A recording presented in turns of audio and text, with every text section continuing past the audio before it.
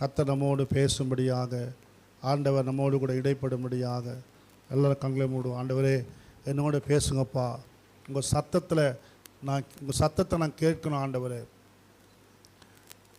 ஆண்டவர் எலியாவோட பேசும்பொழுது மெல்லிய சத்தத்தோடு பேசினாராம். எலியா கிட்ட பேசும்போது மெல்லிய சத்தம். எலியா சொன்னாக்கா அவர் ரொம்ப மெல்லிசாக, அவர் ரொம்ப சத்தமே இல்லாமல் மெதுவாக பேசுவாருங்க அப்படின்னு எலியா சொல்வார். மோசக்கிட்ட கேட்டால் என்ன சொல்லுவார்னாக்கா அவரு பயங்கரமான சத்தமாக பேசுவார். மோசே சொல்லுவாராம். இது தாவீது போய் கேட்டீங்கன்னாக்கா அவர் சத்தம் காதேஸ் வனாந்தரங்களை அதிர பண்ணும். அந்த தேவனுடைய சத்தம் பெண்மான்களை ஈனம் பண்ணும். ஆமென். கேதுரு மரங்களை முறிக்குமா. கர்த்தருடைய சத்தம் வல்லமை உள்ளது. தேவனுடைய பிள்ளைகளே, இந்த காலவெளியில் அந்த சத்தம் உங்களுக்கு எதிராக வரப்போகிறது.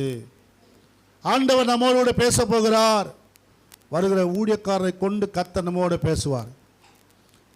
ஆண்டவரே நீர் பேசும். ஆண்டவரே வந்திருக்க தாசனை கொண்டு, அருமையான ஐயாவை கொண்டு எங்களோடு பேசுவீராக. ஆண்டவரே நீர் பேசும்படியாக நாங்கள் ஒப்பு கொடுக்கிறோம். எல்லாரும் கையை உயர்த்தி எல்லாம் கேட்போம். ஆண்டவரே என்னோட பேசுங்கப்பா, நான் உமக்காக ஓடணும், உமக்காக வாழணும், உமக்காக நான் ஜீவிக்கணும், உங்களுடைய ஆசீர்வாதங்கள் நான் சுதந்திரிக்கணும். என்னோட பேசுங்க ஆண்டவரே சொல்லுங்க. நீர் பேசும் ஆண்டவரே, நீர் பேசும் ஆண்டவரே. நான் சீர்பட என்னோட பேசுங்கப்பா, நான் ஆஸ்வதிக்கப்பட என்னோட பேசுங்க ஆண்டவரே. நீங்கள் பேசுங்க, நாங்கள் கேட்கிறோம். இயேசுவின் நாமத்தில் வேண்டுகிறோம் பிதாவே, ஆமென். அல்லேலூயா, அல்லேலூயா. சத்தமா அல்லே சொல்லுவோமா. ஆண்டவர் தாமே நம்மோடு கூட பேசுவாராக. அருமையான முத்தையா அவர்கள் வந்திருப்பது மிகுந்த சந்தோஷம். அவர் பேங்க்கில் மேனேஜராக இருந்து ரிட்டையர்ட் ஆகி இன்றைக்கு கர்த்தருடைய ஊழியத்தை செய்து கொண்டிருக்கிறார்கள்.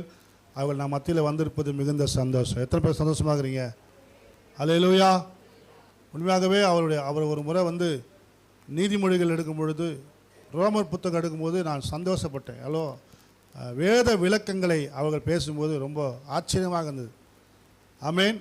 ஆக அவங்க மத்தியில் வந்திருப்பது மிகுந்த சந்தோஷம். கைகளை தட்டி கர்த்தருடைய வார்த்தைக்காக வரவேற்போம்.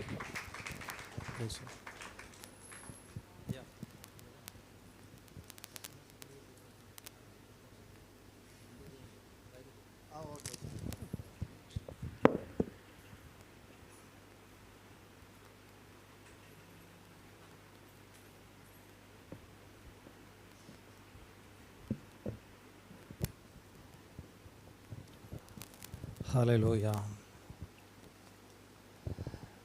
அன்பின் ஆண்டவரே மை ஸ்தோத்திரிக்கிறோம் ஆண்டவரே. ஹல்லேலூயா, ஸ்தோத்திரம். கிருபையாய் எங்களை வழி நடத்துங்க ஆண்டவரே. வேதத்தில் உள்ள வசனங்களின் மூலமாக எங்களுக்கு வெளிச்சத்தை காண்பீங்க ஆண்டவரே. ஆவிக்குரியவர்கள் எழுதின அந்த வேத வசனங்களை நாங்கள் ஆவிக்குரிய கண்களோடு பார்க்க, அதன் மூலம் உணர்வடைய, எங்கள் வாழ்க்கையை அதில் அபியாசப்படுத்த எங்களுக்கு உதவி செய்யுங்க. கிருபை பாராட்டுங்க. எல்லாம் உள்ள இயேசு கிறிஸ்துவின் நாமத்திலே ஜெபம் கேளும் நல்ல பிதாவே. அல்லேலூயா.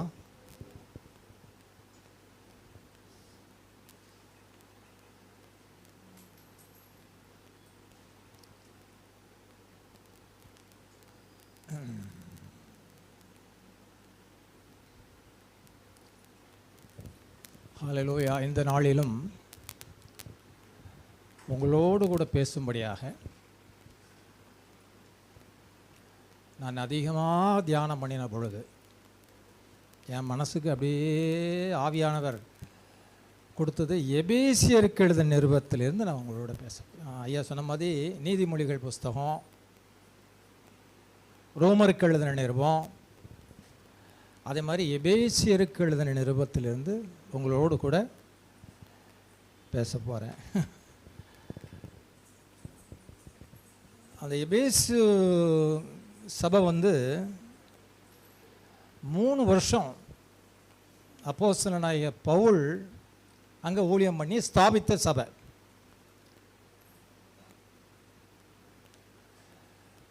அப்போஸ்தலனாகிய பவுல் எழுதின நிருபங்களிலேயே அந்த எபேசு சபை தான் கொஞ்சம் ஸ்டாண்டர்ட் ஹை, ஆவிக்குரியவர்கள் அதிகம் உள்ள சபை அந்த சபை. கொலேசியருக்கு எழுதின நிருபம் இருக்குது, தெசலோனியருக்கு எழுதின நிருபம் இருக்குது, கலாத்தியருக்கு எழுதின நிருபம் இருக்குது, பிலிப்பியருக்கு எழுதின நிருபம் இருக்குது, கொரிந்தியருக்கு எழுதின நிருபம் இருக்குது. இதிலெல்லாம் கொஞ்சம் கொஞ்சம் குறைபாடுகள். ஆனால் எபேசு சபையில் அந்த சபை மக்கள் நல்ல வளர்ச்சி அடைஞ்சிருக்காங்க, ஆவிக்குரிய வளர்ச்சி அடைஞ்சிருக்காங்க.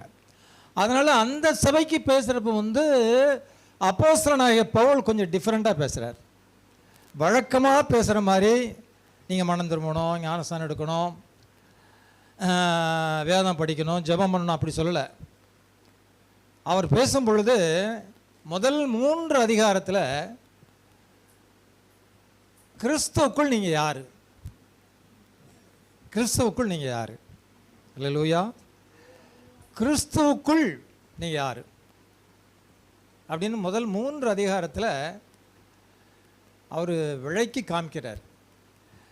நம்ம யாருங்கிறது நம்மளுக்கு தெரிஞ்சாதான், நம்ம யாருங்கிறது நமக்கு தெரிஞ்சாதான் நம்மளுடைய நடை உடை பாவனை எல்லாம் வித்தியாசமாக இருக்கும். நம்ம பற்றியே நம்மளுக்கு தெரியலேன்னு வச்சிங்க, ரொம்ப ஒரு வருத்தப்படக்கூடிய ஒரு விஷயம். நம்ம கிறிஸ்துவுக்குள் வைத்திருக்கிறார். ஞானஸ்தானம் எடுத்த அத்தனை பேரும் கிறிஸ்துவுக்குள், அவருக்குள் ஞானஸ்தானம் பெற்றீர்கள். நீங்கள் கிறிஸ்துவோடு கூட மரித்தீர்கள், அவரோடு கூட எழுந்தும் இருக்கிறீர்கள். ஸோ கிறிஸ்துவுக்குள் வச்சது ஆண்டவர் தான். யாரெல்லாம் ஞானஸ்தானம் எடுத்தாங்களோ அவங்களெல்லாம் கிறிஸ்துவுக்குள் தான் ஞானஸ்தானம் எடுத்தோம். ஞானஸ்தானம் எடுத்த எல்லாரும் என்ன, அவரோடு கூட மூழ்கி அவரோடு கூட எழுந்தோம். இதைத்தான் அவர் ஆரம்பிக்கிறார். எபேசியர்களின் நிருபத்தில் இப்படி தான் ஆரம்பிக்கிறார். கிறிஸ்துவுக்குள் நீங்கள் யார்? பழைய ஏற்பாட்டில் சிம்சோன்னு ஒரு ஆள் இருக்கிறார். அவருக்கு தன்னை பற்றி ஒன்றும் தெரியலை, ஆனால் பராக்கிரமசாலி. அவர் என்ன நினச்சாருன்னா, தன்னுடைய முடி நிறைய இருக்கிறதுனால தனக்கு பலன் இருக்குன்னு நினச்சார். ஆனால் பலன் முடியல இல்லை, கர்த்தர் அவரோடு இருந்தார், தேவன் அவரோடு இருந்தார். நியாயாதிபதிகள் புஸ்தகத்தில் பார்த்தீங்கன்னா, கர்த்தர் தன்னை விட்டு விலகினதை அறியாமல் முன்போல் எழுந்து உதறி போட்டு போவேன்னு நினச்சா கர்த்தர் அவரை விட்டு போயிட்டார். இப்போ எபேசியருக்கு எழுதின நிருபம் 1ஆம் அதிகாரத்தில் நீங்கள் படிப்பீர்கள் என்றால், கிறிஸ்துவுக்குள் கிறிஸ்துவுக்குள் கிறிஸ்துவுக்குள், இந்த 3 அதிகாரத்திலையும் உங்களுடைய மேன்மை என்ன அப்படிங்கிறத சொல்லியிருப்பாங்க. பாருங்க, முதல் வசனம் 3ஆம் வசனம் படிங்க. நம்முடைய கர்த்தரா ஸ்தோத்திரம்.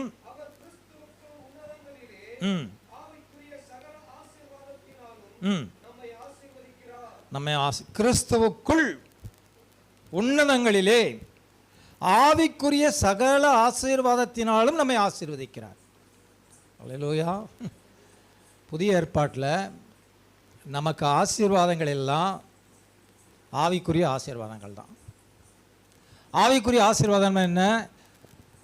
ஆவியானவர், பரிசுத்த ஆவியானவர் நமக்குள் நமக்குள் கிரியை நடத்துறது தான் ஆவிக்குரிய ஆசீர்வாதம். பரிசுத்த ஆவியானவர் உங்களுக்குள் வரும் பொழுது நீங்கள் பலனடைவீர்கள்.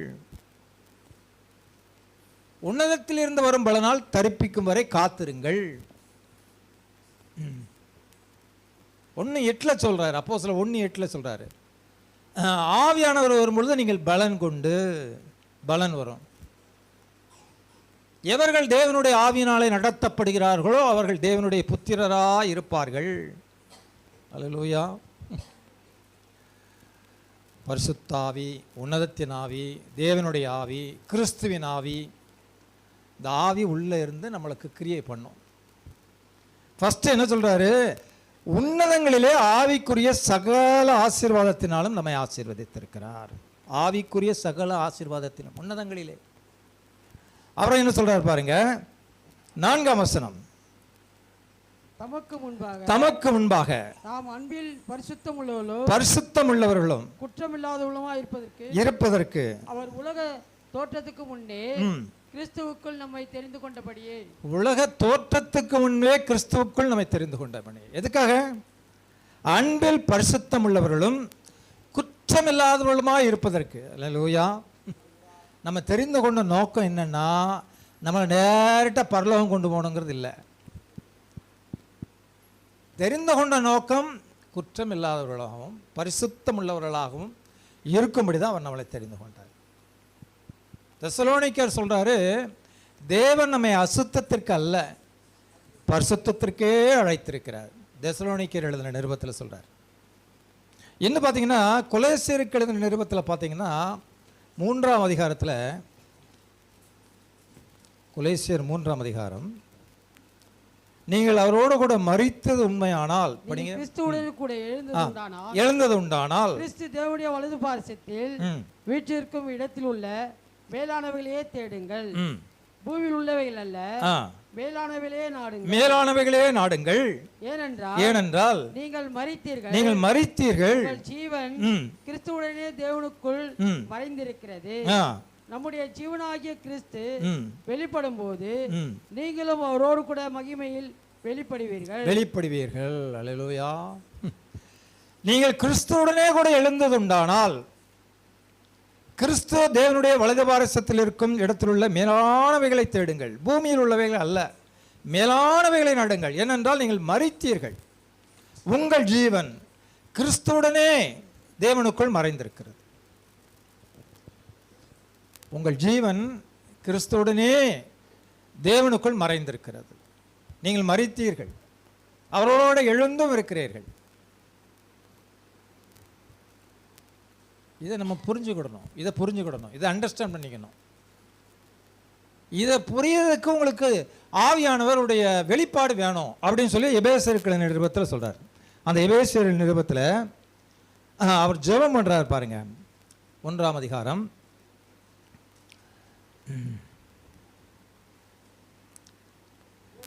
18ஆம் வசனம் படிங்க. தாம் நம்மை அழைத்ததினாலே நமக்கு உண்டாயிருக்கிற நம்பிக்கை என்னதென்றும் பரிசுத்தவான்களிடத்தில் தமக்கு உண்டாயிருக்கிற சுதந்திரத்தினுடைய மகிமையின் ஐஸ்வர்யம் இன்னதென்றும் தாம் கிறிஸ்துவை மரித்தோரிலிருந்து எழுப்பி அவரிடத்தில் நடப்பித்த தமது பலத்த சத்துவத்தின் வல்லமையின்படியே விசுவாசிக்கிறவர்களாகிய நம்மிடத்திலே காண்பிக்கும் தம்முடைய வல்லமையின் மகா மேன்மையான மகத்துவம் இன்னதென்றும் நீங்கள் அறியும்படிக்கு அவர் உங்களுக்கு பிரகாசமுள்ள மனக்கண்களை கொடுக்க வேண்டும் என்றும் வேண்டிக் கொள்கிறேன். 17 பார்த்தீங்கன்னா, நம்முடைய கர்த்தராகிய இயேசு கிறிஸ்துவின் தேவனும் மகிமையின் பிதாவுமானவர் தம்மை நீங்கள் அறிந்து கொள்வதற்கான ஞானத்தையும் தெளிவையும் அளிக்கிற ஆவியை உங்களுக்கு தர வேண்டும் என்று வேண்டிக் கொள்கிறேன். அல்லேலூயா. ஆவியானவர்கிட்ட அவர் வேண்டுதல் பண்றாரு.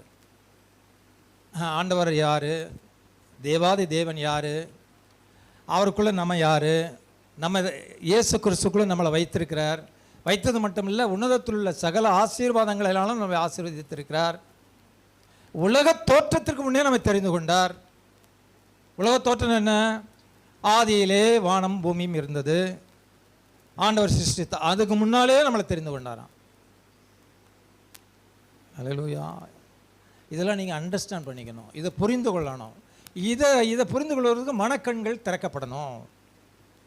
இதை அண்டர்ஸ்டாண்ட் பண்ணதுக்கு உங்களுடைய மரக்கண்கள் திறக்கப்படணும் அப்படின்னு சொல்லி அவர் எபேசு நிருபத்துக்கு எழுதும்பொழுது ஜெபம் பண்ணுறாரு. உங்களுடைய மனக்கண்கள் திறக்கணும், இயேசுவை அறிகிற அறிவு உங்களுக்கு வேணும், கர்த்தருக்குள் நீங்கள் யார், உங்களுடைய பலன் என்ன, அவர் உன்னதங்களிலே சகல ஆசீர்வாதத்தினால உங்களை ஆசீர்வதித்திருக்கிறார், நீங்கள் உன்னதத்தில் அவரோட உட்கார்ந்துருக்கீங்க, உலக தோற்றத்துக்கு முன்னே அவர் தெரிந்து கொண்டார். தெரிந்து கொண்ட நோக்கம் என்ன? நீங்கள் பரிசுத்தம் உள்ளவர்களும் குற்றமற்றவர்களுமாக இருக்கிறது தான் அவர் தெரிந்து கொண்டார். அல்லேலூயா. 6ஆம் வசனம் படிங்க. தயவுள்ள சித்தத்தின்படியே இயேசு கிறிஸ்து மூலமாய் இயேசு கிறிஸ்து மூலமாய் அவருக்கு சுவிகார புத்திரராகும்படி முன்குறித்திருக்கிறார். அல்லேலூயா. இதெல்லாம் நீங்கள் புரியணும், இதை அண்டர்ஸ்டாண்ட் பண்ணிக்கணும். இதுக்கு உங்களுடைய மனக்கண்கள் திறக்கணும். மனக்கண்கள் என்னது? இருதயத்தில் உள்ள கண்ணு. இங்கே இல்லை. நம்ம ஆண்டவர் யார், ஆண்டவருக்குள்ளே நம்ம எங்கே வச்சிருக்கிறாரு, நம்ம எங்கே இருக்கோம், நம்ம அங்கே இருக்கோம், இங்கே பரலோகத்தில் வைக்கப்பட்டிருக்கோம். உலக தோற்றத்துக்கு முன்னே நம்மை தெரிந்து கொண்டார். நம்மளுடைய ஜீவன் கிறிஸ்து இயேசுக்குள் மறைந்து அங்கே இருக்குது. ஸோ அப்போ நம்ம மைண்ட் செட் எப்படி இருக்கணும்னா ஹெவன்லி மைண்ட் செட்டாக இருக்கணும். ஹெவன்லின்னு என்ன அர்த்தம்? பரலோக மனத்தை உடையவர்களாக இருக்கணும். ஆவிக்குரியவர்கள் அப்படி தான் இருக்கணும். நம்ம பூமியில் வச்சிருக்கிறாரு, ஆனால் நம்ம மைண்ட் செட்டு ஹெவன்லி மைண்ட் செட்டாக இருக்கணும். ஆவிக்குரிய மனக்கண்கள் உடையவர்களாக இருக்கணும். அங்கேருந்து பூமியை பார்க்கணும். நீங்கள் ஃப்ளைட்டில் பறந்து போனீங்கன்னா மேலேருந்து கீழே பார்த்தீங்கன்னா கார்லாம் சின்ன பிள்ளைங்க விளையாடுவாங்க தெரியுமா? அந்த கார் மாதிரி டாய்ஸ் பொம்மை மாதிரி தெரியும். அந்த மனக்கண்கள் மைண்ட் செட்டு வரணுங்கிறாரு. அந்த மைண்ட் செட்டு வந்துன்னு சொன்னால் பூமிக்குரிய காரியங்களில் நம்ம சண்டை போட மாட்டோம். எரிச்சல் வராது, கோபம் வராது. நம்ம அங்கே இருக்கோம், பரலோகத்தில் இருக்கோம். பரலோகத்தில் வச்சிருக்கிறார் பாருங்க. அல்லேலூயா. 4ஆம் வசனம் படிங்க. தமக்கு முன்பாக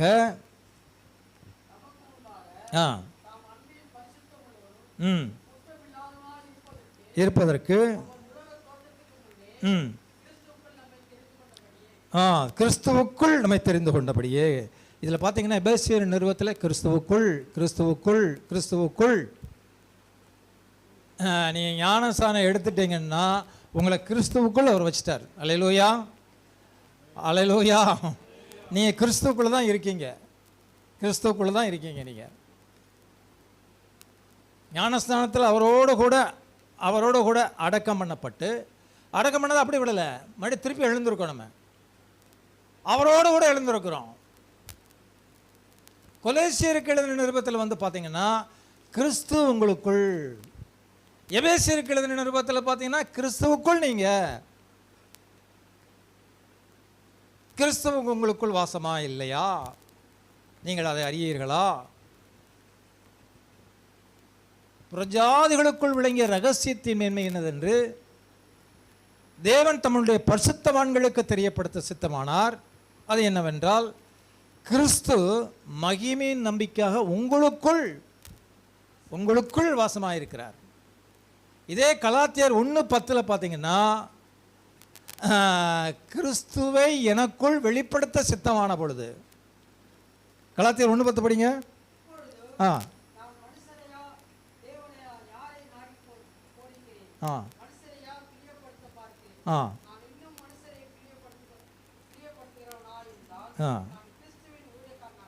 அல்லவே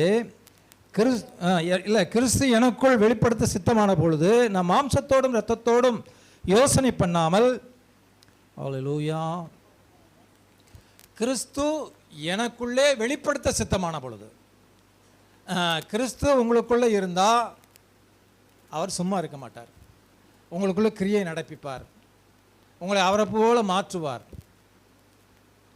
உங்களை கண்டவன், ஓஹோ, இது இயேசுவை போல இவரை நான் பார்க்குறேன்,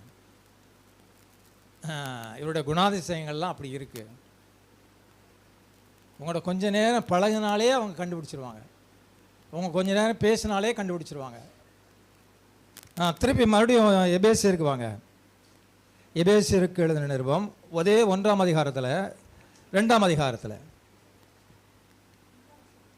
நம்முடைய பிதாவாகிய தேவனாலும் 2ஆம் அதிகாரத்தில் 3ஆம் வசனம் படிங்க.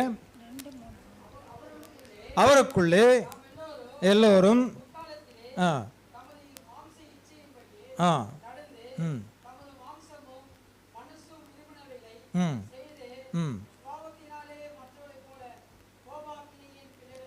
இருந்தோம். 7ஆம் வசனம் படிங்க. இயேசுவுக்குள் எழுப்பி உன்னதங்களிலே அவரோடு கூட உட்காரவும் செய்தார். இது விசுவாசிகள். நீங்கள் உன்னதங்களிலே அவரோட கூட உட்காரம் செய்தார். உலக தோற்றத்துக்கு முன்னால் என்னை தெரிந்து கொண்டார். தேவனுடைய ஸ்வீகார புத்திரர் ஆகும்படி தெரிந்து கொண்டார். என்னை கிறிஸ்துவுக்குள்ள வைத்திருக்கிறார். உன்னதங்களில் உள்ள சகல ஆசீர்வாதத்தினாலும் என்னை ஆசீர்வதித்திருக்கிறார். அப்புறம் முத்திரை போடப்பட்டவர்கள் இருக்கும் பாருங்க. அதுக்கு அடுத்தல அவருக்குள் முத்திரை போடப்பட்டீர்கள். அல்லேலூயா, அல்லேலூயா. உன்னதங்களிலே அவரோட கூட எழுப்பி உன்னதங்களிலே அவரோட உட்காரவும் செய்தார். அப்புறம் பார்த்தீங்கன்னா 7ஆம் வசனம் படிங்க. 7 தான், 2:7. அப்புறம் வந்து கிறிஸ்து இயேசுவுக்குள் இல்லைம்மா 13 படிங்க. முன்னே தூரமாயிருந்த நீங்கள் நீங்கள் இப்பொழுது கிறிஸ்து இயேசுவுக்குள் கிறிஸ்துவின் இரத்தத்தினாலே சமீபமானீர்கள். இரத்தத்தினாலே சமீபமானீர்கள். கிறிஸ்து இயேசுவுக்குள் கிறிஸ்துவின் இரத்தத்தினாலே சமீபமானீர்கள். அப்புறம் பார்த்தீங்கன்னா முத்திரை போடப்பட்டது 1:13 படிங்க. நீங்களும் உங்கள் ரட்சிப்பின் சுவிசேஷமாகிய சத்திய வசனத்தை கேட்டு விசுவாசிகளான போது வாக்குத்தத்தம் பண்ணப்பட்ட பரிசுத்த ஆவியால் அவருக்குள் முத்திரை போடப்பட்டீர்கள். நீங்களும் உங்கள் ரட்சிப்பின் சுவிசேஷமாகிய சத்திய வசனத்தை கேட்டு விசுவாசிகளான போது வாக்குத்தத்தம் பண்ணப்பட்ட பரிசுத்த ஆவியால் அவருக்குள், அதான் முக்கியமானது, அவருக்குள் முத்திரை போடப்பட்டவர்கள். அப்புறம் அதுக்கு அடுத்த படிங்க. அவருக்கு சொந்தமானவர்கள் அவருடைய மகிமைக்கு புகழ்ச்சியாக மீட்கப்படுவார்கள் என்பதற்கு ஆவியானவர் நம்முடைய சுதந்திரத்தின் அச்சாரமாய் இருக்கிறார். அல்லேலூயா. கிறிஸ்துவுக்குள் இவ்வளவு மேன்மை நமக்கு இருக்கு. இதுதான் உண்மை, இதுதான் சத்தியம். இதை நீங்கள் அறிஞ்சுக்கிடணும். இதை அறியக்கூடிய மனக்கண் உங்களுக்கு வேணுங்கிறாரு. ஆவியானவர் உங்களுக்கு இந்த மனக்கண்ணை தரணும், இந்த தெளிவை தரணும் அப்படின்னு ஜெபம் பண்ணுறார். இவ்வளோ மேன்மை நமக்கு இருக்கு. இதை நீ தெரிஞ்சுக்கிட்டீங்களா? நீங்கள் கிறிஸ்துக்குள் வைக்கப்பட்டிருக்கீங்க. உன்னதங்களிலே சகல ஆசீர்வாதத்திலும் ஆசீர்வதிச்சிருக்கிறார். உலக தோற்றத்துக்கு முன்னே நம்ம தெரிந்து கொண்டார். பரிசுத்த ஆவியினால் முத்திரை போடப்பட்டீங்க. 14ஆம் வசனம் சொல்லுது பார்த்தீங்கன்னா, அவருக்கு சொந்தமானவருடைய மகிழ்ச்சிக்கு புகழ்ச்சியாக மீட்கப்படுவார் என்பதற்கு ஆவியானவர் நம்முடைய சுதந்திரத்தின் அச்சாரமாக இருக்கிறார். அப்படின்னு என்ன அர்த்தம்? இந்த ஆத்மாவை, என் பிள்ளைய, என்னுடைய மகளை, என்னுடைய மகனை என்னோட வருகையில் நான் கொண்டு போயிடுவேன். என்னோடய வருகையில் அவளை நான் எடுத்துக்குவேன். இவனை நான் சூஸ் பண்ணிட்டேங்கிறதுக்கு அட்வான்ஸ் நான் தரேன். இப்போ வந்து ஒரு லேண்டு முடிக்கிறீங்க. லேண்டு முடிச்சிங்கன்னா ஒரு அக்ரிமெண்ட் போடுவாங்க. அக்ரிமெண்ட் போடுறப்ப என்ன சொல்லுவாங்கன்னா, 10 லட்ச ரூபா லேண்டுனா நீங்கள் 1 லட்ச ரூபா அட்வான்ஸ் தரணும்பாங்க. அந்த அட்வான்ஸ் எதுக்குன்னா கன்ஃபார்ம் பண்ணுறதுக்கு, நீங்கள் எப்படியாவது முடிச்சிருவீங்க அப்படின்னு கன்ஃபார்ம் பண்ணுறதுக்கு தான் அந்த அட்வான்ஸ். நீங்களும் என்ன பண்ணுவீங்க, 3 மாதத்துல நான் முடிச்சிடறேன், அதுக்கு நான் உறுதி அளிக்கிறேன்னு சொல்லி 1 லேக் அட்வான்ஸ் கொடுப்பீங்க. அதே தான் இங்கே என்ன சொல்கிறாரு, இந்த ஆத்மாவை, இந்த மகனை, இந்த மகளை, இந்த பிரதரை, இந்த சிஸ்டரை என்னோட வருகையில் நான் என்னோட கூட எடுத்துக்கொள்வேன். இந்த மகனை நான் விளக்கரையும் கொடுத்து வாங்கிட்டேன், அதுக்கு நான் அட்வான்ஸாக பரிசுத்த ஆவியை கொடுக்குறேன், கேரண்டி கொடுக்குறேன் என்று சொல்லி பரிசுத்த ஆவியானவர் உங்களுக்குள்ளே தரப்பட்டிருந்ததுன்னா அதுதான் அட்வான்ஸ். அந்த பரிசுத்த ஆவியானவர் உள்ளே வந்து என்ன பண்ணுவார், உங்களை கிறிஸ்துவ போல நாளுக்கு நாள் மாற்றி அவருடைய வருகையில் உங்களை அப்படியே கொண்டு போயிடுவார். அல்லேலூயா. இதெல்லாம் தெரியுமா உங்களுக்கு? இதுதான் ஃபவுண்டேஷன். இதுதான் ஃபவுண்டேஷன். ஃபவுண்டேஷன் என்ன? ஆழமாக தோண்டி காங்கிரீட் பெல்ட் போட்டு அதை ஸ்ட்ராங் பண்ணுறதுக்காக நிறைய வேலைகள் செய்வாங்க, ஃபவுண்டேஷன் போடுவாங்க. இந்த ஃபவுண்டேஷன் இல்லாமல் அதுக்கு மேலே சூப்பர் ஸ்ட்ரக்சர் மாளிகை கட்ட முடியாது. நீங்கள் கிறிஸ்துவுக்குள் யாருங்கிறது உங்களுக்கு தெரிஞ்சாதான் அதுக்கு பிறகு நீங்கள் என்ன செயல்படுறீங்களோ அது வெற்றிகரமான செயலாக இருக்கும். கிறிஸ்துவுக்குள் யாருன்னு உங்களுக்கு தெரியாமல் நீங்கள் செயல்பட்டீங்கன்னா இன்பிட்வீன் இடையிலேயே பில்டிங் கொலாப்ஸ் ஆகிற மாதிரி, நீ யாருன்னு தெரியலை உங்களுக்கு, கொலாப்ஸ் ஆகி நீங்களும் கீழே விழுந்துருவீங்க. உங்களோட வாழ்க்கை அப்ஸ் அண்ட் டவுனாக தான் இருக்கும். இது ஒரு பிரச்சனை வந்தால் அப்படியே கொலாப்ஸ் ஆகிடுவீங்க. ஆண்டவர் என்ன சொல்கிறார், நான் உன்னதங்களை தெரிஞ்சு கொண்டப்பா, உலக தோற்றத்துக்கு முன்னையில் உன்னை தெரிந்து கொண்டேன், என்னுடைய ஆவியை உனக்கு அச்சாரமாக கொடுத்துருக்கேன், ஆவிக்குரிய சகல ஆசீர்வாதத்தினாலும் உன்னை ஆசீர்வதித்திருக்கிறேன், எனக்கு சுவீகார புத்திரர் ஆகும்படி உன்னை தெரிந்து கொண்டேன். இதெல்லாம் பார்க்கக்கூடிய மனக்கண்ணு உனக்கு வேணும்ப்பா, இந்த தெளிவு வேணும்ப்பா, நீ யாருன்னு உங்களுக்கு தெளிவு வேணும். நம்ம யாருன்னு நமக்கு தெளிவு இல்லைன்னு வச்சிங்களேன், கிறிஸ்தவ வாழ்க்கை நல்ல வாழ்க்கையே இருக்காது. நம்மளுக்கு இவ்வளோ ஹானர் கொடுத்துருக்கிறாரு, அவருடைய சுவீகார புத்திரர் நம்ம. இங்கே இருக்கோம், ஆனால் நம்ம மைண்ட் செட் அங்கே இருக்கணும், உன்னதத்தில் இருக்கணும். ஆவிக்குரிய சகல ஆசீர்வாதத்தினால நம்ம ஆசீர்வதித்திருக்கிறார். ஆவிக்குரிய சகல ஆசீர்வாதம் என்ன? நம்மளுக்கு பலன் வந்துடும், வல்லமை வரும், நம்மளை உருமாற்றம் அடைய செய்வார். ஆவியானவர் உள்ளே இருந்து நம்மளை உருமாற்றம் அடைய செய்வார். நீ 10 வருஷத்துக்கு முன்னால் இருந்த கிறிஸ்தவர்களாக இன்னும் இருக்கக்கூடாது, இருக்க முடியாது. ஆவியானவர் உண்மையிலே உங்களுக்குள்ளே இருந்து உங்களை கிரியேட் பண்ணினாருன்னா நீங்கள் வேறுபட்ட, உங்களுக்குள்ள ஒரு மாற்றம் வரணும். அந்த ஆவியானவர் உங்களே உங்களுக்கு பலன் கொடுக்குறாரு. அதுக்காக தான் 2வது ஜெபம் பண்ணுறாரு. அந்த பலன் கொடுக்கறது தான் எபேசியர் 3ஆம் அதிகாரம் 16ஆம் வசனம் படிங்க. ஆவியினாலே பலப்படவும்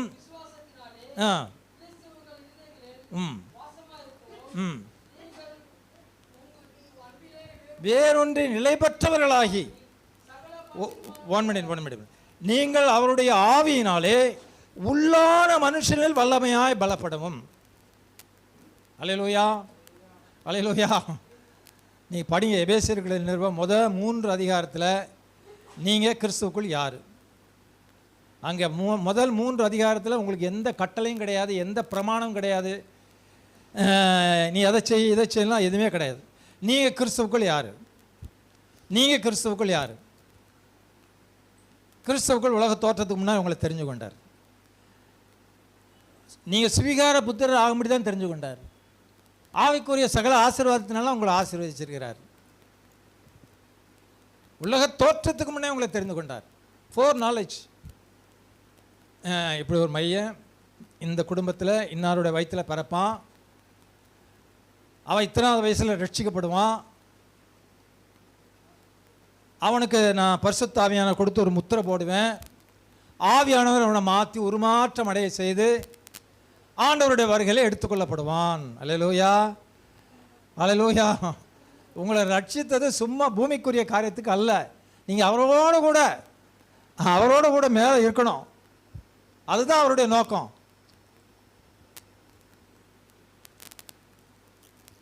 ஆவிக்குரிய சகல ஆசீர்வாதத்தினாலும் நம்மை ஆசீர்வதித்திருக்கிறார். இந்த ஆவியான உள்ளே வந்ததுன்னா அந்த ஆவியான சொல்லும், இதை செய்ய, இதை செய்யாத, இது நல்லது, இது கெட்டது. ஆவியான உங்களை கைட் பண்ணும், வழி நடத்தும். அல்லேலூயா. விசுவாசிக்கிறீங்களா? அல்லேலூயா, அல்லேலூயா. எனக்கு கிறிஸ்தவ வாழ்க்கையில் 2-3 வசனம் ரொம்ப ஸ்ட்ராங்காக எனக்கு உறுதியாக இருந்தது. உதாரணத்துக்கு பார்த்தீங்கன்னா, யோவானுக்கு எழுதின சுவிசேஷம் 6ஆம் அதிகாரம், யோவானுக்கு எழுதின சுவிசேஷம் 6ஆம் அதிகாரம்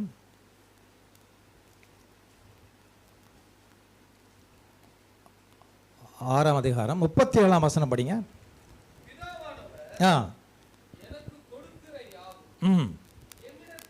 வரும் தள்ளுவதில்லை, என்னிடத்தில் வருகிறவனை நான் புறம்பே தள்ளுவதில்லை. அல்லேலூயா. என்ன சொல்றார் ஆண்டவர்? என்னை விசுவாசித்து வந்துட்டேன்னா நீ எப்பேற்பட்ட ஆளாலும் நான் புறம்ப தள்ள மாட்டேன். உங்களுக்கு டவுட்டே வரக்கூடாது. நான் ரட்சிக்கப்பட்டனா, என் பாவம் மன்னிக்கப்பட்டதா, ஆண்டவர் என்னை ஏற்றுக்கொண்டாரா, ஆண்டவர் நான் சொந்த பிள்ளை ஆயிட்டனா, என் பாவம் மன்னிக்கப்பட்டதா, அந்த குற்ற உணர்வே வரக்கூடாது. ஆண்டவர் என்ன சொல்கிறார், என்னிடத்தில் வரமா நான் புறம்ப தள்ளவே மாட்டேன். இந்த வசனம் எனக்கு ரொம்ப ஸ்ட்ராங் ஆயிடுச்சு. ஆண்டவர் ஏற்றுக்கொண்டார். மக்கள் என்ன சொல்ல வேண்டியிருக்கு, ஆண்டவர் என்னை ஏற்றுக்கொண்டார், ஆண்டவர் என்னை ஏற்றுக்கொண்டார், நான் புறமே தள்ளேன், என் பாவம் மன்னிக்கப்பட்டது, என்னை ஏற்றுக்கொண்டார், என்னை பிள்ளையா ஏற்றுக்கொண்டார், அவர் சொந்த பிள்ளையா ஏற்றுக்கொண்டார், புறமே தள்ளேன். ப்ராமிஸ், அவருடைய ஸ்ட்ராங்கான வார்த்தை அது. அப்புறம் இன்னொன்று என்னென்னா, நம்ம ஏதாவது தப்பு பண்ணிட்டோம் அல்லது சரிக்கு விழுந்துட்டோம், பின்மாற்றமாக போயிட்டோம், அப்போ நம்மளுக்குள்ள ஒரு மனசாட்சி வரும். என்ன வரும், நம்ம கட்டுக்கு தேர முடியாது, நான் முந்தைய மாதிரி எந்திரிச்சு நடக்க முடியாது, ஆண்டவர் என்னையெல்லாம் நேசிக்க மாட்டார் அப்படின்னு ஒரு டிஸ்கரேஜ்மெண்ட் வரும். தவறு பண்ணிட்டோம், ஸ்லிப் ஆகிட்டோம், ஒரு பாவம் பண்ணிட்டோம், ஆண்டவர் என்ன ஏற்றுக்க மாட்டார், நான் பாவியாக தான் வாழணும். ஆண்டவர் என்ன சொல்கிறார் தெரியுமா, நீ எவ்வளோ பெரிய பாவம் செய்து பாட்டம் லெவலுக்கு போனாலும் தான், அப்பவும் நான் ஒன்று மேலே அன்பாக இருக்கேங்கிறார். அந்த டிஸ்கரேஜ்மெண்ட் வேண்டாம். எப்போ உங்களை கையை பிடிச்சி அவர் ரட்சித்து அவர் சொந்த மகனாக ஏற்றுக்கொண்டாரோ அவருக்கு தெரியும் உங்களுடைய பலவீனம் என்னன்னு தெரியும். தவறு பண்ணிட்டாங்க, இருந்தாலும் அவன் திருந்துவான், அவன் மனம் மாறுவான். நான் ஒரு நாளும் என்னுடைய அன்பை அவற்றிருந்து எடுக்கவே மாட்டேன்.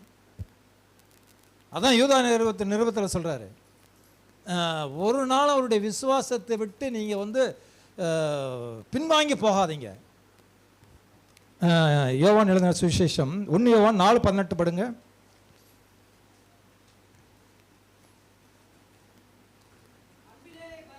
பயமில்லை, தள்ளும், வேதனை உள்ளது அல்ல, பயப்படுகிறவன் அன்பில் பூரணப்பட்டவன் அல்ல. அல்லேலூயா.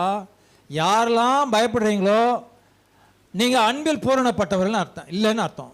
அன்பில் பூரணப்பட்டவர்கள் இயேசுவோட அன்பை இன்னும் டவுட் பண்ணுறீங்கன்னு அர்த்தம். இயேசு உங்களை நேசிக்கிறாரா இல்லையாங்கிற டவுட்டு நீங்கள் கொண்டு வரல, பிசாசு கொண்டு வரான். யாரெல்லாம் பயப்படுறீங்களோ அவங்க டவுட்டே பட வேண்டாம். ஆண்டவர் அன்றும் இன்றும் என்றும் மாறாதவர். பயப்படவே வேண்டாம். என் ஆண்டவர் என்னை நேசிக்கிறார், என் ஆண்டவர் என்னை ரட்சித்தார். தப்பு பண்ணிட்டேன், ஸ்லிப் ஆகிட்டேன், தவறிட்டேன்,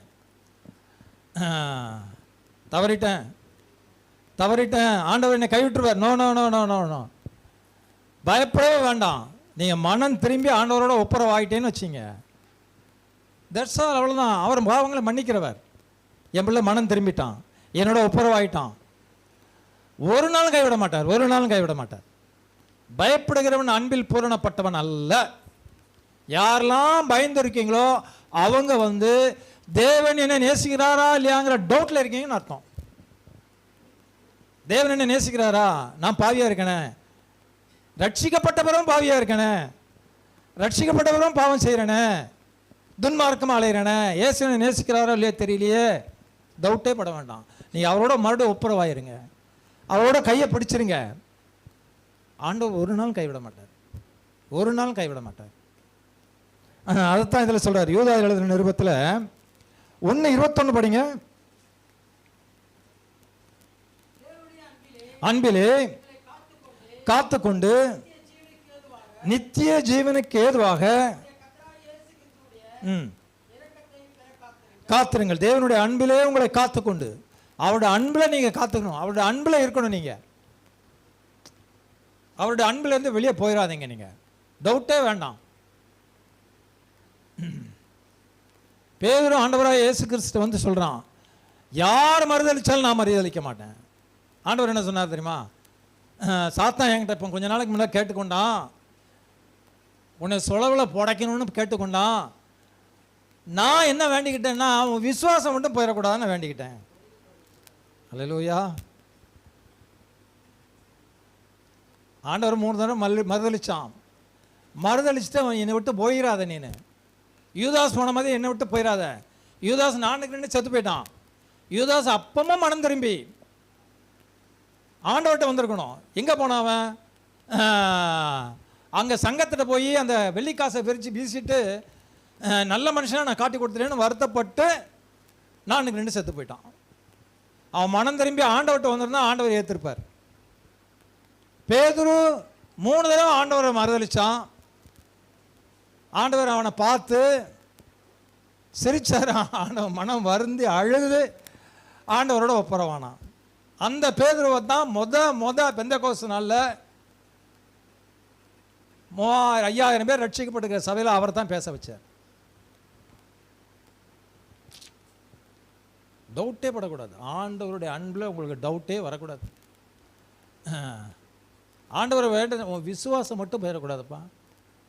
நீ என்னை மறுதளிப்ப, ஆனாலும் ஆண்டவர் என்னை நேசிக்கிறாரா இல்லையா, ஆண்டவர் என்னை கைவிட்டுட்டாரோ, ஆண்டவரே நான் காட்டி கொடுத்துட்டேனே, ஆண்டவரே மறுதளிச்சிட்டேனே, ஆண்டவர் என்னை விரும்ப மாட்டார் அப்படின்னு நினைக்காத. விசுவாசத்தை மட்டும் விட்டுறாத. ஆண்டவர் உன்ட்டு அன்பா இருக்காரா இல்லையான்னு டவுட்டே வரக்கூடாது உங்களுக்கு. அல்லேலூயா. டவுட் வந்துன்னா பயம் வரும். ஆண்டவர் என்னை நேசிக்கிறாரா இல்லையோ, நான் பாவியான மனுஷனாச்சே, இன்னும் பாவம் செய்கிறேனே, இன்னும் விழுந்து போகிறேனே, இன்னும் கோவப்படுறேனே, அல்லேலூயா, இன்னும் கோவப்படுறேனே, இன்னும் எரிச்சல் இருக்கே, எனக்கு என்ன சுவாபம் எனக்குள்ள மாறி இருக்கு, மாறலையே, ஜென்ம சுவாபம் மாறலையே, அப்படிங்கிற நிலைக்கு வந்துட்டீங்கன்னா நீங்கள் உணர்வு அடைஞ்சிட்டீங்கன்னு அர்த்தம். நீங்கள் திருந்த போகிறீங்கன்னு அர்த்தம். நான் அப்படி தான் திருந்தினேன். ஆண்டவரே நீங்கள் ரட்சித்துட்டீங்க, ஞானஸ்தானம் எடுத்துட்டேன், உங்களுக்குள்ளே வந்துட்டேன், ஆனால் என்ன சுவாபம் போயிருக்கேன்ட்ட, என்ன சுவாபம் போயிருக்கு, எந்த நல்ல சுவாபம் வந்திருக்கு, உண்மை போல மாறணும்னு சொல்லியிருக்கீங்க, மாறலி ஆண்டவரே, ஜென்ம சுவாபம் நிறைய இன்னும் இருக்கே ஆண்டவரே. அந்த வருத்தம் வருது பாருங்கள், அந்த உணர்வு அடைகிறீங்க பாருங்கள், அப்போ நீங்கள் திருந்திட்டீங்கன்னு அர்த்தம். ஆண்டவர் அதான் கேட்குறாரு, ஆண்டவர் அதான் எதிர்பார்க்குறாரு. அந்த வருத்தம், அந்த உணர்வு அடைகிறது, அந்த மனம் திரும்புறது. நீங்களாம் அப்படி நினச்சிருக்கீங்களோ என்னமோ தெரியல, நான் பல நேரங்களில் நினச்சிருக்கேன். ஆண்டவரே நான் மனம் திரும்பி உமக்கு ஒப்பு கொடுத்தா ஞானஸ்தானம் எடுத்தேன், ஞானஸ்தானம் எடுத்த பிறகும் நிறைய தப்பு பண்ணுறேன், நிறைய விழுந்து போகிறேன், நிறைய துன்மார்க்கமாக நான் ஜீவிக்கிறேன், எனக்கு விமோச்சனம் உண்டா ஆண்டவரே, எனக்கு விமோச்சனம் உண்டா? ஆண்டவர் சொல்கிறார், விமோச்சனம் உண்டு. நீ உணர்ந்துட்டில்ல, நான் பாவிங்கிறத உணர்ந்துட்டில்ல, என்கிட்ட ஒப்புரவாயிட்டில்ல, நீனு விமோச்சனம் உண்டான்னு ஒப்புரவாயிட்டில்ல, நிச்சயம் விமோச்சனம் உண்டு. உன்னை நான் தூக்கி நிறுத்துவேன், உன்னை அப்படியே விட மாட்டேன். அதுக்கு தான் ஆவியானவரை கொடுத்துருக்கேன், உன்னை முத்திரை போட்டிருக்கேன், உன்னை எப்படியாவது உருமாற்றம் அடைய செய்து செய்து செய்து செய்து இயேசுவின் வருகையில் உங்களை ஆயத்தப்படுத்தி கொண்டு போகிறது தான் உனக்கு ஆவியானவரை கொடுத்துருக்கேன். கவலைப்படாத, வருத்தப்படாத, அழாத. என்னைக்கு உணர்வு அடைஞ்சிட்டிங்களோ ஆண்டவர் தூக்கிட்டார். அல்லேலூயா, அல்லேலூயா. அதனால தான் யூதா எழுதின நிருபத்தில் விசுவாசத்தில் எவ்வளோ ஸ்ட்ராங்காக இருக்கணுங்கிறதுக்காக ஒரு நிருபத்தில் இருக்கிறார். எப்போ விசுவாசம் போதுன்னா அவருடைய அன்பை நீங்கள் டவுட் பண்ணீங்கன்னா, அவருடைய அன்பில் சந்தேகம் வந்ததுன்னா உங்களுக்கு விசுவாசம் போயிடும். ஆண்டவர் அதான் சொல்கிறாரு, பேதுருவே சாத்தான் நீ சொலவில் போட்டு புடைக்கிறதுக்கு என்கிட்ட உத்தரவு கேட்டான், நான் உன்னோட விசுவாசம் ஒன்று விட்டு போயிடக்கூடாதுன்னு உனக்காக ஜெபம் பண்ணேன். விசுவாசத்தை மட்டும் இழந்துடாதீங்க. ஆண்டவராக இயேசு கிறிஸ்துவுடைய அன்பை டவுட் படாதீங்க, சந்தேகப்பட வேண்டாம். இந்த 3 அதிகாரத்திலையும் கிறிஸ்துவுக்குள் நீங்கள் யாருங்கிறத சொல்லிட்டு 4ஆம் அதிகாரத்தில் கிறிஸ்துவின் ஆவிக்குரிய வல்லமையால் பலப்பட்ட நீங்கள் 4ஆம் அதிகாரத்திலிருந்து அவர் சில கட்டளைகளும் பிரமாணங்களும் சொல்கிறார்.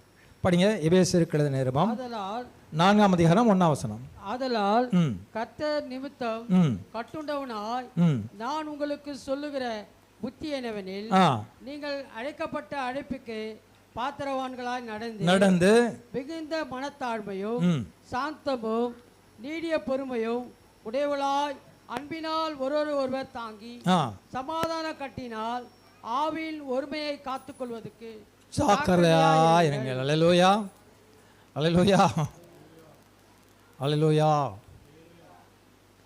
சமாதான கட்டினம் என்ன? இப்போ பிரதர் வராரு அல்லது அந்த பிரதர் வராரு, இந்த பிரதரை பார்த்த உடனே எனக்கு சமாதானம் வரணும், அந்த பிரதரை பார்த்த உடனே என் மனசில் ரெஸ்ட் வரணும், ஒரு அமைதி வரணும். இந்த பிரதரை பார்த்த உடனே எனக்கு எரிச்சல் வந்ததுன்னு வச்சுங்க, அப்போ சமாதானம் இல்லைன்னு அர்த்தம். அதான் சமாதான கட்டுன்னா அதுதான்.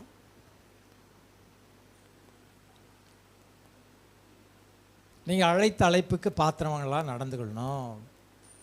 சமாதான கட்டுனால ஒருத்தரை அன்பு செலுத்தணும் அப்படின்னு சொல்லிட்டு 4ஆம் அதிகாரத்தில் வரிசை சொல்லிட்டே வரார்.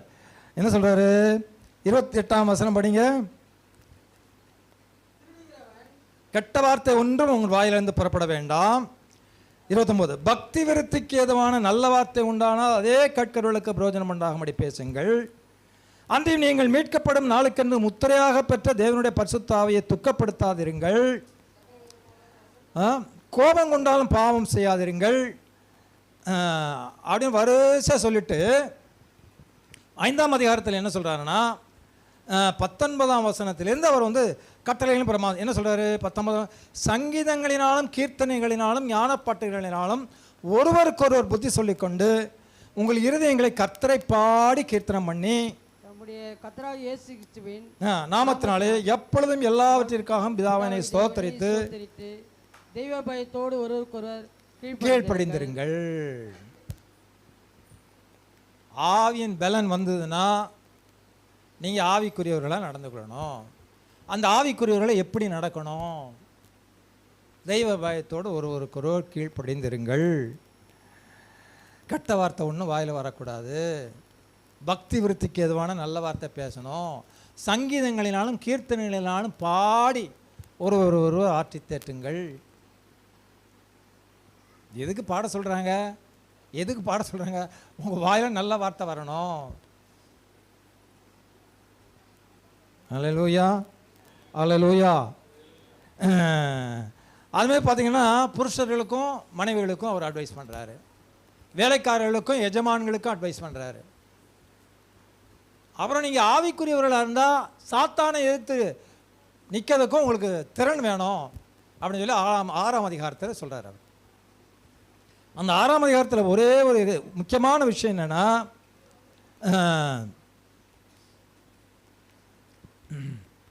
12ஆம் வசனம் படிங்க.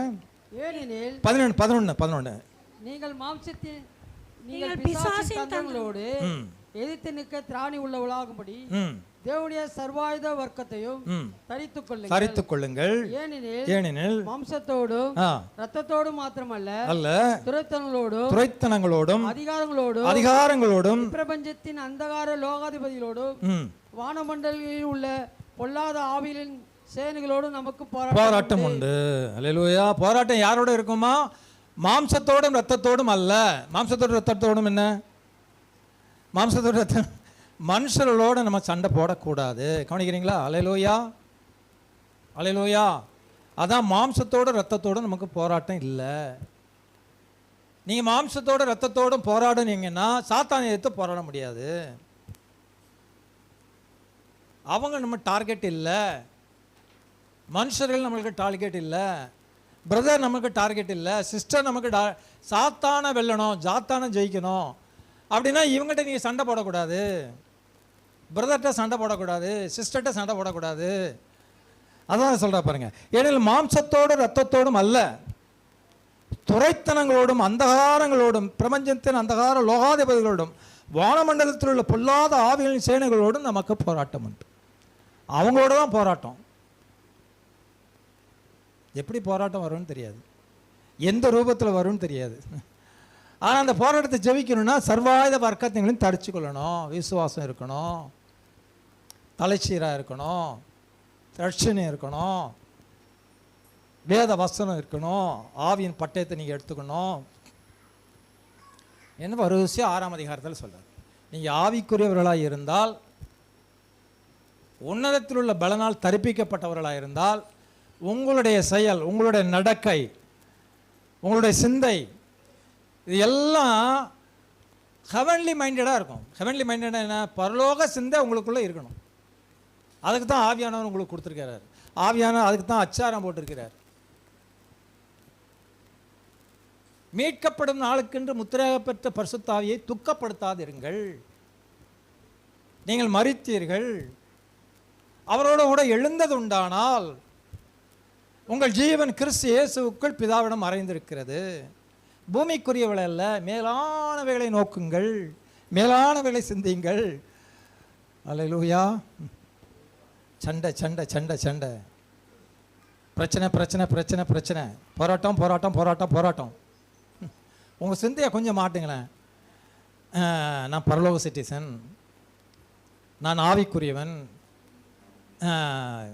இதெல்லாம் எனக்கு பிடிக்காது, சண்டை போடுறது பிடிக்காது, நான் சமாதானம் வாழ்றது தான் அழைக்கப்பட்டிருக்கேன், நான் கிறிஸ்துவுக்குள் வைக்கப்பட்டிருக்கேன், கிறிஸ்து எனக்குள்ளே இருக்காரு, கிறிஸ்து எனக்குள்ளே இருக்காரு. அல்லேலூயா. இந்த சிந்தை வரணும், இந்த சிந்தை வரணும். நான் கிறிஸ்துவுக்குள் வைக்கப்பட்டிருக்கேன், கிறிஸ்து எனக்குள்ளே இருக்கிறார், நான் ஆவிக்குரியவன், ஆவிக்குரிய சகல ஆசீர்வாதத்தினால நான் ஆசீர்வதிக்கப்பட்டிருக்கேன், என்னை முத்திரை போட்டிருக்கார், ஆவிக்குரிய முத்திரை போட்டிருக்கார். மீட்கப்படும் நாளுக்கென்று முத்திரையாக பெற்ற பரிசுத்த ஆவியானவர் துக்கப்படுத்தாதீங்க என்று சொல்லி எபேசியருக்கு எழுதின நிருபத்தில் முதல் 3 அதிகாரம் நீங்கள் வீட்டில் போய் படித்தீங்கன்னா, கிறிஸ்துவுக்குள் கிறிஸ்துவுக்குள் கிறிஸ்துவுக்குள், நான் தனியாக போய் எழுதிட்டு வந்தேன். பார்த்தீங்கன்னா 9 ஆயிடுச்சு.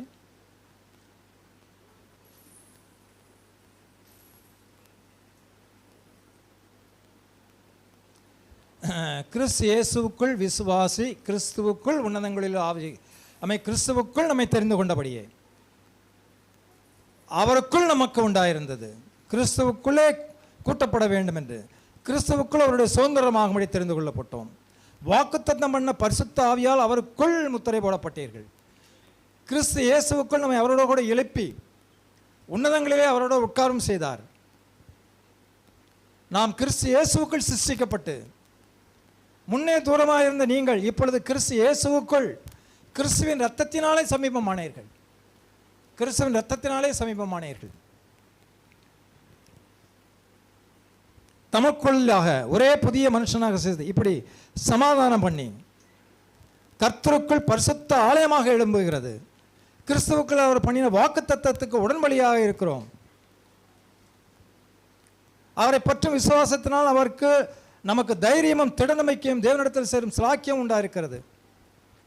முற்காலத்தில் நீங்கள் அந்தகாரமாக இருந்தீர்கள், இப்பொழுதோ கர்த்தருக்குள் வெளிச்சமாக இருக்கிறீர்கள். இப்பொழுதோ கர்த்தருக்குள் வெளிச்சம். முன்னால் அந்தகாரமாக இருந்தீர்கள், இருளின் பிள்ளைகளாக இருந்தீர்கள், இப்போ வெளிச்சத்தின் பிள்ளைகள். உங்களுக்கு டிசைன் பண்ண தெரியும், எது நல்லது எது கெட்டது, எது தேவை எது தேவையில்லை, எது ஆவிக்குரியது எது ஆவிக்குரியது இல்லை, எது ஹெவன்லி மைண்டட் எது எர்த்லி மைண்டட். எர்த்லி மைண்டட் என்ன? சின்ன விஷயத்துக்கும் சண்டைப்படுறது, சின்ன விஷயத்துக்கும் கோவப்படுறது. இது எனக்குள்ளது, நான் எப்படி விடுவேன்? சமாதானம் பண்ணுறது வராது, சாந்த குணம் வராது. இதெல்லாம் எர்த்லி மைண்டட். எர்த்லி மைண்டட் பூமிக்குரிய சுபாவம். சமாதானம் பண்ண மாட்டாங்க, சாந்த குணம் இருக்காது, எளிமை இருக்காது. அதான் மலைப்பிரசங்கத்தில் ஆண்டவர் சொல்கிறார், ஆவிலே எளிமை உள்ளவர்கள் பாக்கியம், சமாதானம் பண்ணுகிறவர்கள் பாக்கியம், சாந்த குணம் உள்ளவர்கள் பாக்கியவான், நீதியின் மேல் பசிதாகம் உள்ளவர்கள் பாக்கியவான். இந்த நல்ல குணம்லாம் வரணும். இதுதான் ஹெவன்லி மைண்டட் பீப்புளுக்கு இருக்கும். பரலோக சிட்டிசன் சொன்னால் இந்த மைண்ட் செட் உங்களுக்குள்ள வரணும், இந்த சிந்தை வரணும். நீங்கள் சமாதானம் பண்ணுறவளாக இருக்கணும். சமாதானம் பண்ணுகிறவர்கள் பாக்கியவான்கள், அவர்கள் தேவனுடைய புத்திரர் எனப்படுவார்கள். ஆண்டவருடைய வார்த்தையை நம்பி செயல்படுங்க. ஆண்டவர் சொன்னார்னா அதை அப்படியே நம்பி செயல்படுங்க. ஆண்டவருடைய வார்த்தையை நம்புறது தான் விசுவாசம். ஆண்டவருடைய வார்த்தையை நம்புறது தான் விசுவாசம். டவுட்டே படக்கூடாது. ஆண்டவருடைய வார்த்தையில் டவுட்டே வேண்டாம். கண்டு விசுவாசிக்கிறது இல்லை, காணாமல் விசுவாசிக்கணும். அல்லேலூயா. நீங்கள் யார்? நீங்கள் யார்? நான் யார்? கிறிஸ்துவுக்குள் நம்ம யார்? கிறிஸ்துவுக்குள் நம்ம யார்? சிம்சோனை போல எனக்கு முடி பலம், எனக்கு அது பலம், இது பலம். No no no no no. கர்த்தர் உங்களோடு இருக்கிறது தான் பலம். நீங்கள் கர்த்தருக்குள் இருக்கிறது தான் பலன். சிம்சன் கடைசியில் என்ன? கர்த்தர் தன்னை விட்டு விலகினதை அறியாமல் முன்போல் எல்லாவற்றையும் உதறி போட்டு போவேன்னு போனான். ஆனால் அவனை பிடிச்சி முதல்ல கண்ணை தான் பிடுங்கினாங்க. கண்ணை பிடிங்கிட்டாங்க. நீங்கள் கிறிஸ்துவுக்குள் வைக்கப்பட்டிருக்கீங்க. நீங்கள் கிறிஸ்துவுக்குள் வைக்கப்பட்டிருக்கீங்க. கிறிஸ்து ஜீவனா உங்களுக்குள்ளே இருக்கார். கிறிஸ்துவின் அச்சு அடையாளங்களை நான் தரித்திருக்கிறேன். கலாத்தியர் எழுதின நிருபத்தில் சொல்றாரு, கிறிஸ்துவுக்குள் யூதன் என்றும் கிரேக்கன் என்றும் இல்லை. அல்லேலூயா. கிறிஸ்துவுக்குள் கிறிஸ்துவுக்குள் கிறிஸ்துவுக்குள் கிறிஸ்துவுக்குள் நம்ம எல்லாத்தையும் ஒரே பாடி சரீரமாக இணைச்சிருக்கிறாரு. இது பெரிய ரகசியம். இது பெரிய ரகசியம். சாத்தானே ஆச்சரியப்படுறான். இவன் மலையாளத்தான், இவன் தெலுங்காரன், அவன் அந்த ஜாதி, இவன் இந்த ஜாதி, எல்லாம் கிறிஸ்துவுக்குள் ஒரே சரீரமாக இருக்காங்களே, கிறிஸ்து நடந்தது போல நடக்கிறாங்களே, அன்பாக இருக்காங்களே. இது எப்படி முடியும்? இது ரகசியமாக இருக்கு. அவனுக்கு புரியல எப்படி இந்த ரகசியம். கிறிஸ்துவின் ரத்தத்தால் நீங்கள் சமீபமானீர்கள். கிறிஸ்துவின் ரத்தத்தினாலே அவருக்கு சமீபமானீர்கள். அல்லேலூயா. மறந்துடாதீங்க. அல்லேலூயா. நீ கிறிஸ்துவுக்குள் யாரு கேட்டால் சொல்லணும், நான் உன்னதங்களிலே அவரோடு கூட உட்கார்ந்திருக்கவன். உலக தோற்றத்துக்கு முன்னே என்னை தெரிஞ்சு கொண்டார். ஆவிக்குரிய சகல ஆசீர்வாதத்தினால என்னை ஆசீர்வதிச்சிருக்கார். என்னை முத்திரை போட்டிருக்கார். என்னை விலை கொடுத்து வாங்கியிருக்கார். அச்சாரம் கொடுத்திருக்கிறார். தெரிந்து கொண்டது பரிசுத்தம் குற்றமற்றவர்களாக இருப்பதான் தெரிந்து கொண்டார். அவருடைய சுவீகார புத்திரர் ஆகும்படி தெரிந்து கொண்டார். அதனால் நான் ஆவிக்குரிய நான் இப்படி தான் வாழ்வேன். சங்கீதங்களாலும் கீர்த்தனைகளாலும் அவர் பாடி துதிப்பேன். எப்பவும் ஸ்தோத்திரம் சொல்லுவேன். கெட்ட வார்த்தை வாயில வராது. சகல விதமான கசப்பும் சகல விதமான குறமையும் என்னை விட்டு நீங்கள அப்படிங்க வருத்தப்படாதீங்க. நீங்கள் மாட்டக்கேன்னு உணர்ந்துட்டீங்கன்னு வச்சுங்க. நீங்கள் மாறிட்டீங்கன்னு அர்த்தம். நீங்கள் உணர்ந்துட்டேனே மாறிட்டீங்கன்னு அர்த்தம். நிறைய பேர் உணரவே மாட்டாங்க. ஆண்டவரே இயேசுவே, இந்த ஜென்ம சுவாபம் மாறலையே ஆண்டவரே, நான் என்ன பண்ணுறது ஆண்டவரேன்னு கதறிட்டீங்கன்னா ஆண்டவர் உங்களை மாற்றிறாருன்னு அர்த்தம். அல்லேலூயா. இதை படிங்க. எபேசியர்கள் நிறுவத்தை படிங்க. நிறைய சங்கீதங்களினாலும் பாடல்களாலும் உங்களை கர்த்தரை ஸ்தோத்திரம் பண்ணுங்க. ஒரு பாட்டில் ஒரே அப்படியே மட்டும் படித்து நான் முடிக்கிறேன். எந்த அன்புள்ள ஆண்டவர் இயேசுவே, நான் உந்தன் நாமத்தை போற்றிடுவே.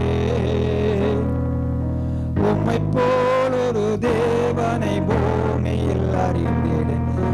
உயிர் தந்த தெய்வம் நீரே.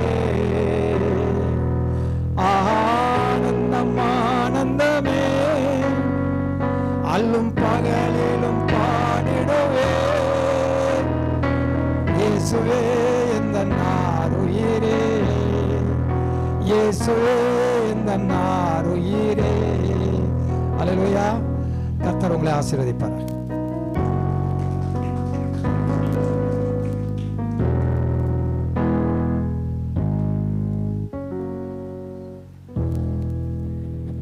Price the Lord. ஹல்லேலூயா. அதனால கர்த்தர் நம்மோடு கூட நல்ல எபேசிய நிருபத்தை நாம் கற்றுக்கொள்ள கர்த்தர் உதவி செய்தார். ஆமென். இப்போ நீங்கள் கேட்ட சத்தியம்லாம் பார்த்தீங்கன்னாக்கா நல்ல ஆவிக்குரிய சத்தியங்கள். இதை நீங்கள் வீட்டுக்கு போய் நம்ம அப்படியே நீங்கள் இந்த எபேசிய நிருபத்தை வாசிச்சிங்கன்னா உங்களுக்கு இன்னும் புரியும், இன்னும் தெளிவாகும். அதாவது இந்த புத்தகம் மட்டும்தான் ராஜரீக புத்தகம்னு சொல்லுவாங்க. எபேசிய நிருபம் ராஜரீக புத்தகம். ஆகவே இந்த புத்தகத்தை நீங்கள் வாசிக்க தேவனுடைய ரகசியங்கள், உன்னதத்தினுடைய அனுபவங்கள்லாம் அதிகமாக பெருகுமா. ஆமென். ஆகவே நீங்கள் வீட்டுக்கு போய் என்ன பண்ணுங்கள், மறுபடியும் எடுத்து வாசிங்க. கர்த்தர் உங்களோட பேசியிருக்கிறார். நம்ம எல்லாம் கர்த்தரை ஸ்தோத்திரம் பண்ணுவோம். ஹல்லேலூயா, ஹல்லேலூயா, ஹல்லேலூயா, ஹல்லேலூயா. நன்றி ஆவியானவரே, உம்மை நன்றியோடு ஸ்தோத்திரிக்கிறோம் அப்பா. நீர் கொடுத்த உம்முடைய வார்த்தைகளுக்காக நன்றி சொல்லுகிறோம். இயேசுவின் நாமத்தில் வேண்டுகிறோம் பிதாவே.